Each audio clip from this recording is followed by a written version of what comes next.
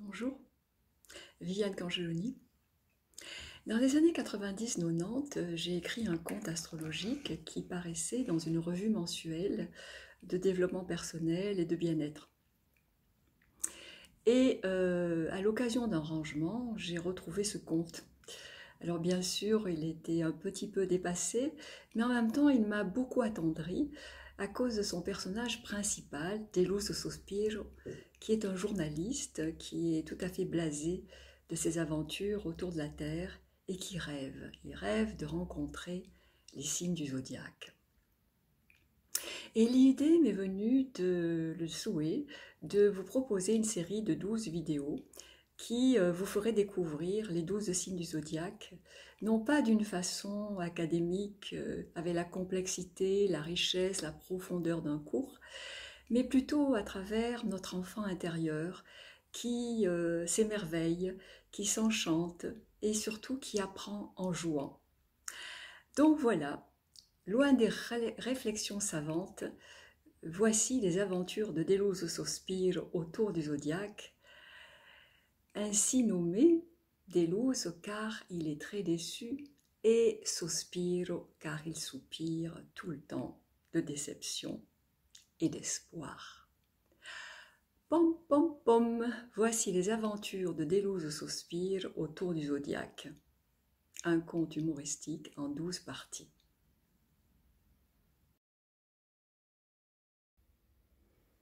Ces nuits de pleine lune, l'air sent le miel.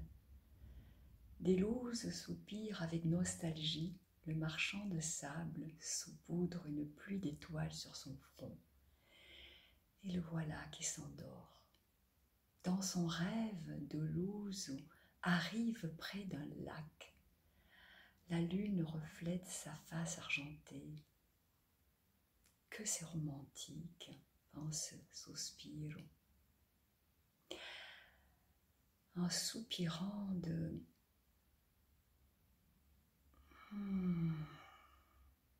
ce je ne sais quoi qui fait toute la différence.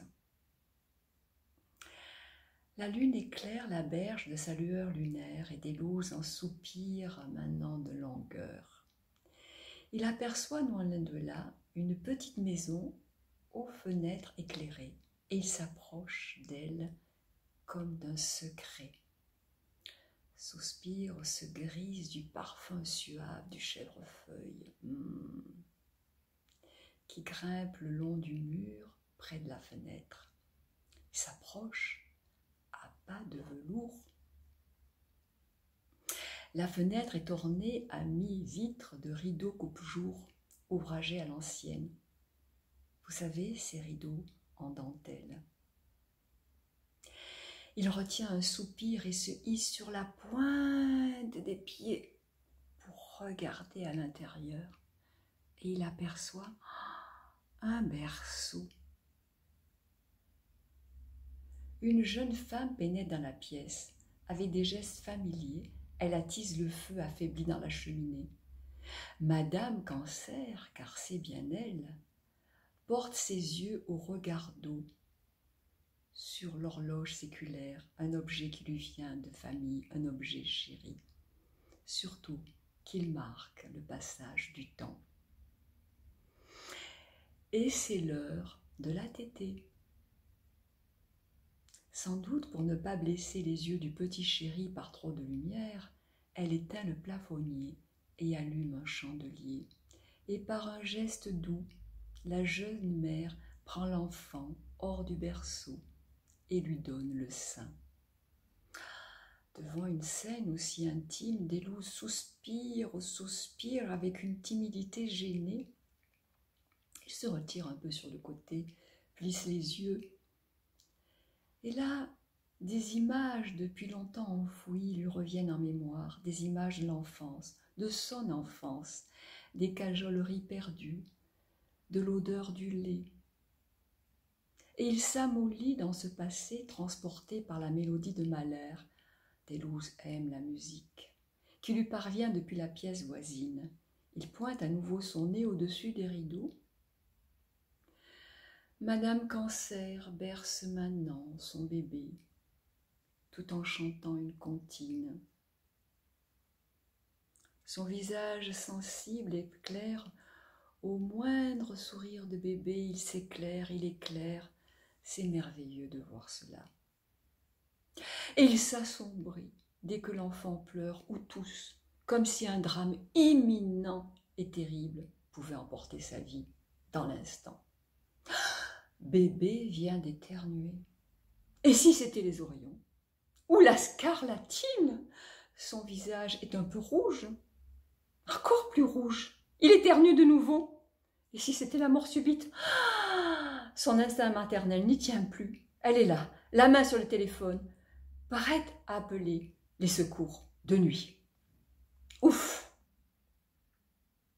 Tout va bien de nouveau. Le cher petit vient de sourire.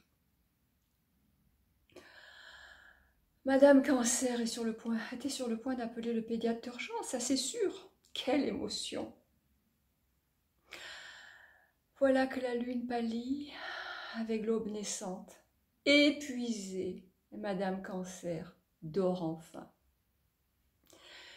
Et Délouze, qui est revenue devant la fenêtre pour regarder ce spectacle en catimini, referme aussi son propre livre d'images intérieures.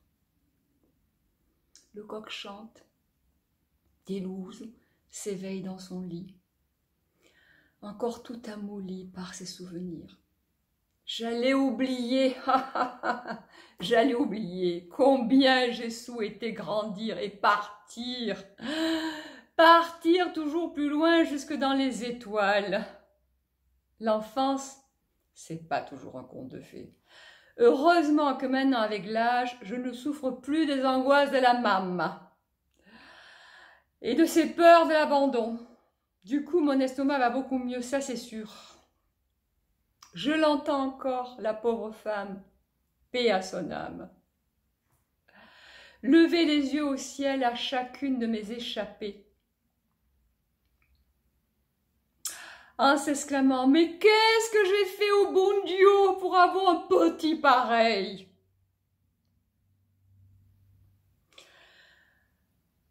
Ah, c'est bon d'être grand aussi. Bonjour, de nouveau. J'espère que ça vous a plu, que vous avez découvert quelque chose qui vous parle par rapport à ce signe, si c'est le vôtre, si c'est celui de quelqu'un que vous connaissez. Et bien sûr, ne vous identifiez pas complètement avec ce signe, ne soyez pas surpris si vous n'en avez pas certaines des caractéristiques, car l'astrologie est quand même très complexe et demande une consultation qui tient compte de tous les paramètres qui sont dans votre carte. Sachez que même si vous n'êtes pas de ce signe-là, vous le contenez dans votre carte, car nous avons les 12 signes à l'intérieur de nous. Mais c'était un peu de rêve, un peu de jeu, et je vous souhaite une belle découverte, de belles semaines à venir jusqu'au prochain signe, et n'oubliez pas de partager, de dire que vous avez aimé cette vidéo, si c'est le cas. C'était Viviane Cangeloni, thérapeute, astrothérapeute et numérologue, et thérapeute en transgénérationnel. Au revoir et à bientôt.